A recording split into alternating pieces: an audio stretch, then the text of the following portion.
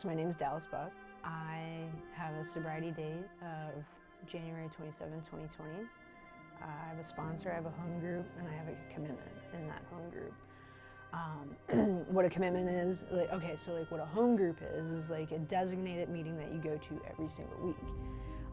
And then a commitment within that home group is like, setting up, cleaning up, coffee, doing readings, chairing the meeting. So it's just like facilitating the meeting and so on and so forth. There's like a bunch of different things that you can do within like the community. I was born in Scranton, PA. I was originally living in Dixon City for like many years, but like unfortunately like I was bounced around from like house to house, but I'll like get into that.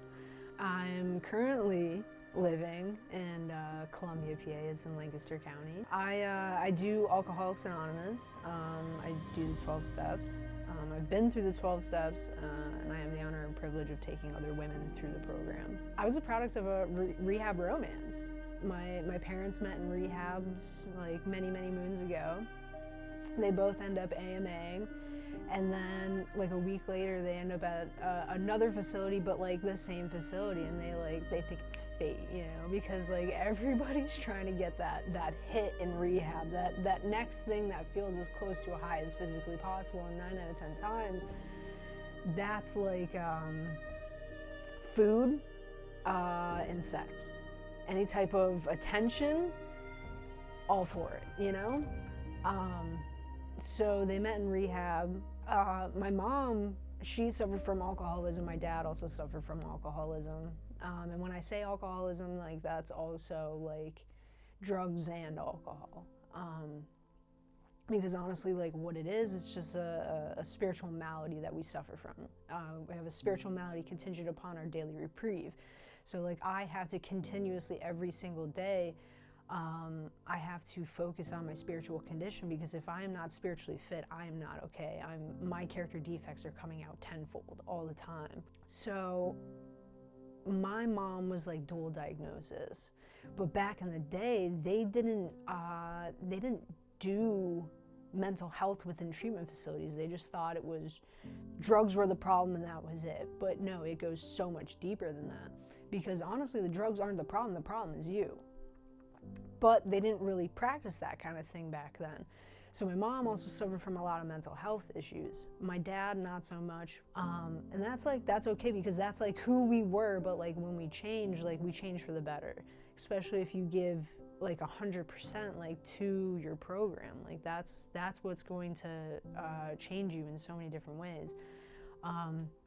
So yeah, my mom suffered from a lot of mental health. Like my dad, I don't think he really knew the extent of like her mental health, but she was like manic depressive, bipolar, anxiety, and like her drugs of choice were alcohol and like downers, like benzos, like Xanax, Ativan, Klonopin, things like that. The mental health was like so much worse than the drug addiction, because there's a lot of times where it's dual diagnosis type scenario, right? Where like mental health it's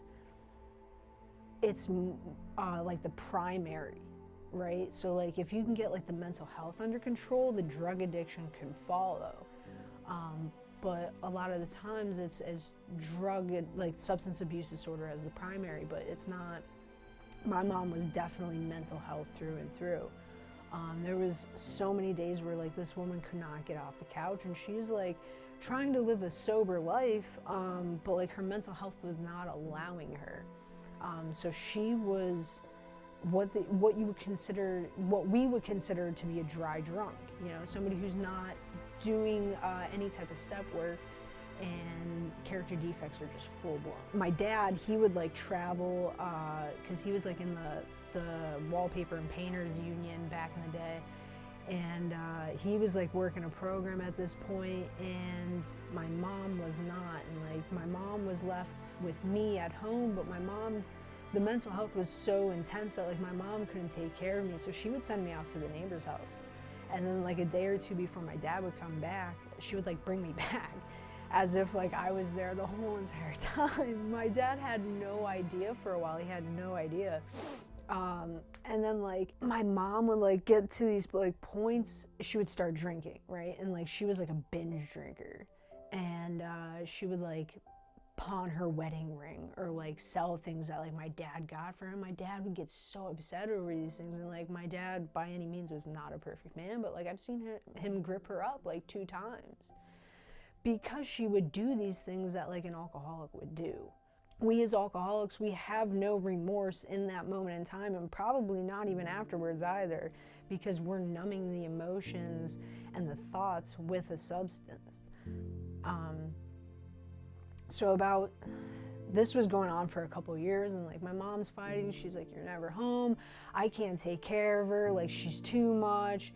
And my dad like quits the union and like starts delivering for Papa John's when they first opened. Like, and this was like, you know what I mean? Like, oh, the poor man going from making like $40, $50 an hour back in the 90s, like early 2000s, like that's a lot of money, dude. Like that's a lot of money.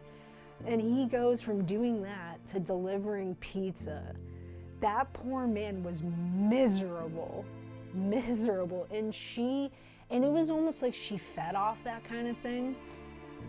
I think she enjoyed that. Like, she liked to play with his mind type deal. And then like she, you know, like I said, like she would binge drink. My dad, like, he wouldn't really know like how to handle it because he's like trying to stay sober. So he would go stay at my grandma, like his mom and dad's, like my grandma and grandpa. He would like go stay there and then hope to God that like she's like getting clean, you know what I mean? But like 9 out of 10 times she wasn't. So about 7 years old, my mom passes away.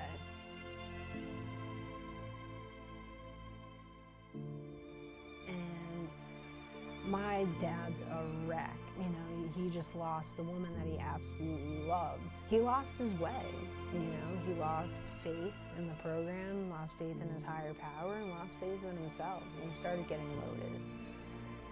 So, till the time I was about 16, I bounced around from every single family member that I had, both mom and dad's side. And then probably around the age of like 14 is when I started dabbling in things. And like my family is always like, God, Dallas, please, like, do not do this, don't do that, don't do this, which made me want to do it even more. Like, no, I'm different. Like, you don't know who I am type deal. Like, I'm not my dad, I'm never gonna be my dad. That was always my biggest fear, was becoming my father. I started smoking pot at 14, me and my friends, and it was like an occasional, like, you know, do it on the weekends type deal, but then like me, I'm the type of alcoholic that obsesses so badly that is literally the only thing that I can think about. It lasted for like maybe like a month or two where I was only smoking on the weekends, and then it started to become every single day. For some reason, like me and my friends, like we thought it was like really cool to like, how much can you smoke type deal. So I would like smoke like anywhere between like an eighth and a quarter a day. So probably around like 16, I start like dabbling in pills, and like I take like my first like Vicodin, like my first Xanax. I fell in love with it. Now I kind of backed away from the pills for a little while. That didn't last for long because like I started going to like woods parties, house parties, and like everyone else around me is doing like perks and like Xanax, smoking hella pot, and like drinking, like they're keg parties, you know, like everyone's trying to get as messed up as possible. I wanted that feeling, and I could not wait for the weekend to happen either. I was so excited for it. I was so ready. So like I'm doing that. I'm doing pills for a couple years, and things are all right. You know, I'm not super unmanageable. I'm like still showing up to school. I'm like trying to work at McDonald's, but like I'm calling off almost every single time I'm on the schedule because like I need to go get high with my friends. Like that was important to me. That was the most important thing to me in that moment in time. That's like sad to think about, right? You know, like where your mind is at 16 years old with an alcoholic mind. Like 16 years old, like, you should be out playing sports and like doing things, and here I am, most important thing, the only thing on my mind is the next time I'm gonna get high. It's like a really tiring way to live. It's so tiring. Like I said, I'm like going to parties, and I meet my best friend, who I didn't know was gonna be my best friend at the time. I just thought he was this nut job, man. I thought he was a nut job. And he's like, he becomes like, he understands me because also he had an alcoholic mind. And like, I knew nothing about alcoholism at that time. And neither did he. We obviously did not know, because like, we thought we were just young, we were having fun, it like wasn't a problem. Like I said, like, we become so close, like, he understands me, he gets me, like, we talk every single day, all day long. And like, I've never met someone who I can tell everything to and not be judged. Because for me, like, I felt as if I was never really seen because I was bounced around for so long. And I also didn't want to be seen because then people might notice like what I'm doing, you know? So it was like a double standard. Like, I wanted to be seen, but I also didn't want to be seen. So he's like living out in Philly. I'm like around like 18 years old at this point. He's living out in Philly, he's going to Temple, and he's like going for like bioscience or something. And I'm just like over here doing hella drugs, like no fucking goals in my life whatsoever. I had no aspirations. My only aspiration was to wake up, smoke a bowl, do a line, and see where the day takes me. So like I said, he lived in Philly. He also lived pretty close to Kensington. And if anybody doesn't know, Kensington is the second biggest open air drug market. It's not a place for the faint of heart. You are more than likely, if you go down there, you're more than likely either gonna get robbed, shot, raped, something along those lines. Like, nothing good ever comes from K&A. Like, that's just what it is.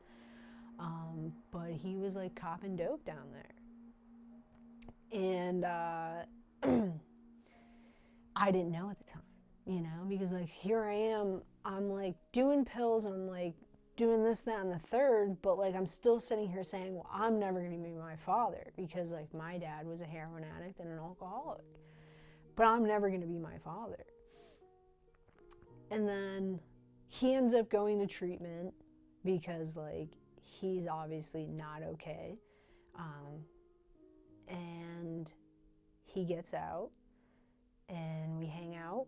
He like comes home for like a couple of days and like, we're hanging out. And like I said, I did not know anything about alcoholism at the time. And I hand him a couple benzos. I'm like, here dude, like, you know, let's just like chill out. Like, we'll vibe at my house. We'll like smoke some pot, we'll eat some bennies, and like, that'll be that, you know? We'll like, and we did. We laid in my bed for like almost all night just talking about life. And he goes home the next day, and I get a text message from somebody who's like, dude, I'm so sorry, are you okay? And I'm like, what are you talking about? I'm fine. What do you mean? And they're like, oh, you don't know. I'm like, no, what are you talking about? And they're like, well, Kilmer died. And I'm like, no, like, you're fucking with me because I was just with him last night. Like, there's no way that's even possible. I call his phone, does not answer. And then more text messages start coming in. That was like my turning point, because I never had someone who I loved so much, who truly understood me, who I truly understood. I never lost anybody like that before. And he overdosed on heroin. And, you know, through my step work, like, I've learned to forgive myself because obviously, like, I played a big part in that. I played a big part in his death. And it still hurts, you know. It still leaves a bit of a sting, but, like, I'm okay today. So his funeral Ends up being like a couple days after I get the news, and like, I'm not okay. I show up to his funeral loaded. His dad's holding me and crying, I'm crying. It was really bad. I really lost my way after the funeral because like, what really got me was, like I said, like the night before he died, like me and him were just laying in bed talking about the world and the universe and everything that we've ever dreamed of. And like I can feel his warm body next to me. And then a few days later, I like touch him in his casket and he's dead cold, frozen.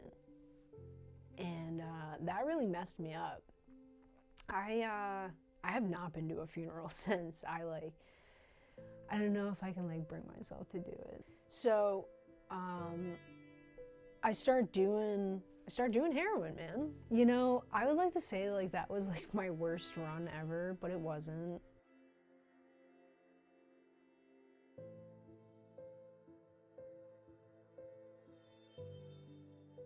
I got a hard concrete floor that smelled like ass, and every time a food tray came near me, I cried at it because the food was terrible.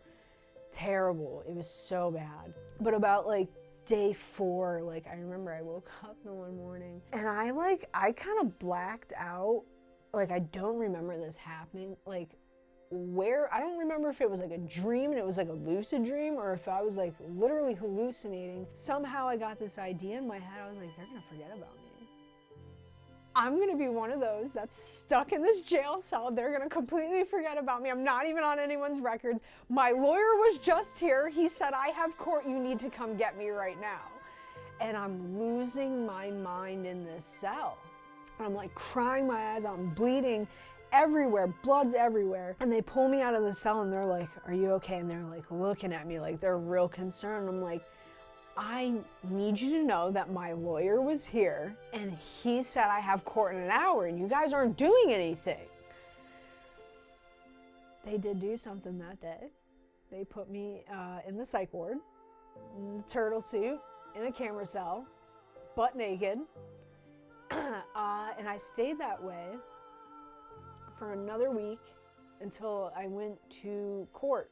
And that whole entire time, I did not get a single shower. They did not let me out for a single shower. So I show up to court reeking so bad. It's about like 10 days at this point where I have not had a shower because they would not give me one. And I go to court. I end up getting ROR. And they tell me that I have to report down to the probation office. I'm gonna be put on colors and I'm gonna be on probation. My next hearing will be like in September. I'm like, okay. My next appointment with my probation officer, I'm like, you know, I'm just gonna call him and be like, dude, I need to like reschedule because like I'm loaded. So I call the probation officer. I leave a voicemail. I said, I'm not gonna be able to come in. I do not feel good. I don't think you're gonna want me in your office. He calls the next day and says, you have an hour to get here or I'm gonna put a warrant out for your arrest. So I do like, I don't know, I probably shot like 6 or 7 sub-texts, knowing damn well I'm going to jail, so like I might as well just get it in now. So then that way, when I'm in like the jail cell, like I'm thinking to myself, I'm like, okay, if I do like 6 or 7 sub-texts, by the time that it's like day 3 or 4, the subs will be like almost out of my system. The heroin will be out of my system, and I'll be all right. I won't go through withdrawal, which did work. So yeah, he ends up arresting me. So I'm sitting in jail for the whole holiday season. Wasn't even out 3 hours. Wasn't even out 3 hours, and I'm already doing. I'm like, okay, I have a prescription for the Suboxone. I'm gonna be okay. Like, as long as I just do that, I can't get in trouble. That same night, I drink almost like a 5th of vodka. So I didn't get caught that time. But like that was like the tipping point, like, okay, like I got away with that, like how many more times can I get away with drinking? So I started mixing Subutex, benzos, and smoking pot, and that was like my ultimate heroin high right there. Listen, there's nothing more deadly than an alcoholic without a solution. Nothing more deadly. So like that was me at the time, and I'm causing harm. I'm like, my character defects are at tenfold.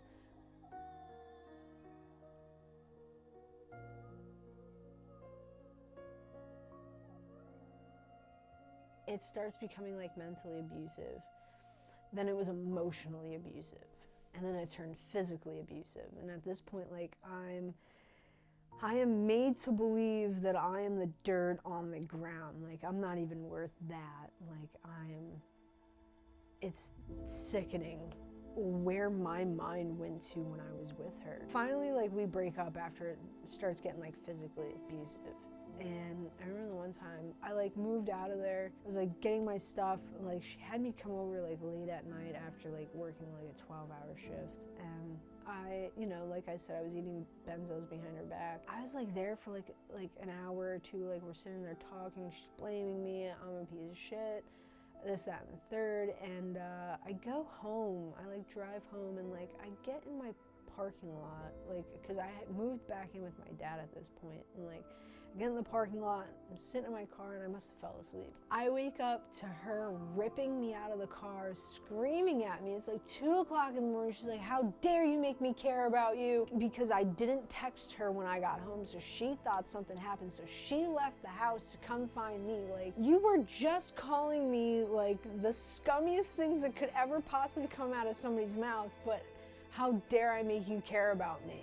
What are you talking about, right? Like, it was so messed up. So she like rips, I wake up to that, and she starts punching me in the face. That was like my literal breaking point. I block her on everything. This is like where I really fall deep into this whole benzo addiction. I like go down to the corner store or whatever to grab some lunch, and like my phone rings and my buddy's like, yo, I just got the script, you want it? And I'm like, yeah, I definitely want it, but like I'm up in Stroudsburg right now, like can you like hold it for me until later tonight? He's like, no, I can't. I was like, okay, well, can you at least give me 45 minutes to get there? I'll probably get there in 40, but I need 45 just in case. He's like, yeah, I'll give you that. So I made my way back to Oliphant. I buy this script, and for some ungodly known reason, I ate 1 benzo just for the car ride, and I blacked out. I black out from the music exit all the way up to Homestead, where I came to on this windy ass road.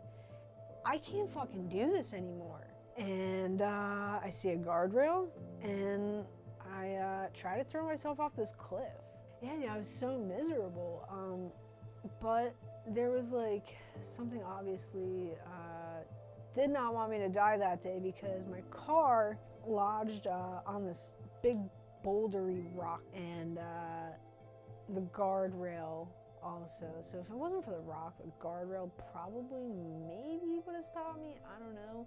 But I didn't have my seatbelt on, so like I guess the airbag pulled me back in, because like you could see like on the pictures of the car, like the windshield, like it was spidered like up top there, like where my head would have hit. There was like just like a lot of things that had happened that saved me that night. It was so dark, and it was like that for the next 1.5 years. I was so miserable. I couldn't do it. I like, at this point, it's like 1.5 years. I was like, I didn't want to live and I didn't want to die.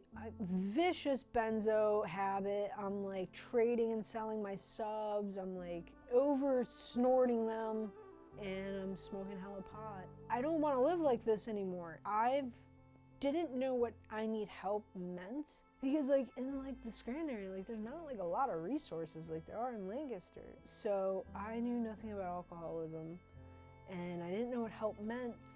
But for some reason, I kept having this idea happen where it was like, you need help. So I picked up my phone and I started to Google like rehabs. And I called this one spot, Just Believe. They said, okay, we can have a bed for you on Monday. It was Friday. I said, bet. That gives me like 2 days to get like my affairs in order. I walked into that facility, 88 pounds, my skin was gray, my voice was so mumbled and drawn out. I'm 4 days into my detox. I'm sitting on the detox couch. It's like this super bland room, no color to it whatsoever. I'm sitting on this leather couch where I'm sure 2,000 other people had like detoxed on. I'm like sitting there and I'm like looking around the room and I'm finally like clearing up from the fog and I'm like, wow, this is like really beautiful. I did not know that life could be as colorful as it is. It was the most mind-boggling thing, and like I really started to think, I'm like, wow, everything has been so dull for the last 12 years of my life. If this is what life is, I want it. Stephanie, she like came up to me, she's like, yo, we're like talking, we're like, yeah, I like can't go home like afterwards, like I don't know what I'm gonna do type deal. And she's like, listen, like, do you want to go to like this place, like Blueprints? And she was like, tell me a bit about it. I was like, yeah, sure, like whatever you think is gonna be best. And it's this partial hospitalization program. And she like goes over, she talks to Dave. Dave comes over, he talks to me. He's like, he literally looks at Stephanie, he goes, do you think she's going to be like worth it? And like she said that she saw the look in my eyes where you could tell I was done. I was so done. I was tired. I just wanted something different. And she saw that in my eyes and she said, yes, absolutely. And I ended up getting a scholarship to come up here. So I'm at Blueprints. You're only supposed to be there like 28, 30 days. I ended up being there 2 months because the plan was after Blueprints, go to Recovery House. I was there 2 months because nobody wanted to leave their bed because of the pandemic. Finally, a girl who was in Blueprints, I was in there with her. She was supposed to go to the Nicholas house. Lo and behold, she ends up getting loaded at Blueprints and loses her spot at the Recovery House, and they got me that spot. But here's the kicker, there's no beds available. You get a couch spot. And in the recovery world, they call it the willingness couch. Like, how willing are you to stay sober? Like, are you willing enough where you're gonna sleep on a couch? Absolutely I was, because I wanted it. I was getting sober in a pandemic. There was no outside meetings. I'm like living in this recovery house where I have to figure out how to get a sponsor without going to a meeting. They had Zoom meetings, but like nobody stayed on the Zoom after the meeting. I knew not a single soul. And luckily, like, the house manager who ended up like being my best friend, she really showed me the way. She like gave me this number. She said, here, I want you to call this girl. I think you guys would vibe really, really well. And her name is Alyssa. So we start doing step work over the phone, and I'm like reading through this big book, and it makes no sense to me whatsoever. I just keep asking questions over and over and over again because like it didn't make sense to me, and I needed it to make sense because like from what I'm told is that this program can save my life. So it's probably about like 6 months of her sponsoring me until I got to meet her finally. And like we sit down, like we start doing step work, and like, you know, it's making sense, but like it's like hard to comprehend sometimes because like it was written back in 1939, you know.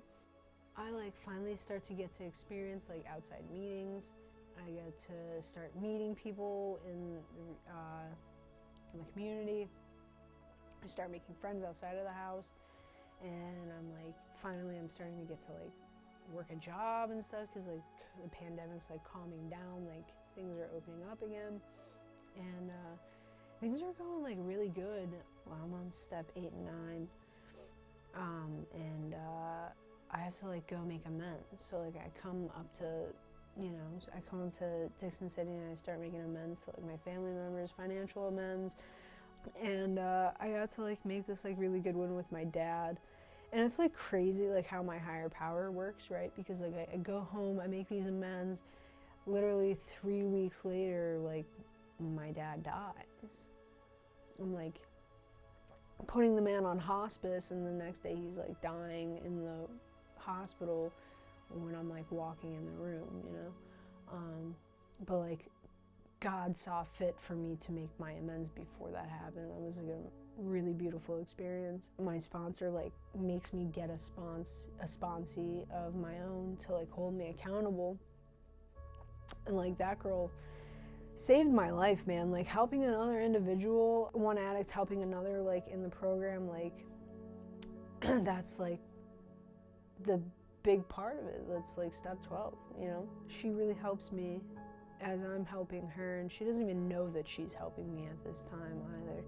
I'm like managing the recovery house, and it's not long after that I'm like finally celebrating my year, and then like a couple months later I'm like becoming like the women's program director of this like recovery house. So like I'm managing 2 houses, there's like 24 women total, and like I get to like do like really amazing things in the community like with that position. Then like I start working at Ray's project, where like I'm doing like some like Bill and Bob shit, where I'm going into the hospitals and I'm like getting people into treatment from there, or like just talking to them about alcoholism, really diving deep like within that whole thing. And then like, my sponsor told me like stay in the recovery house for 2 years, so I did.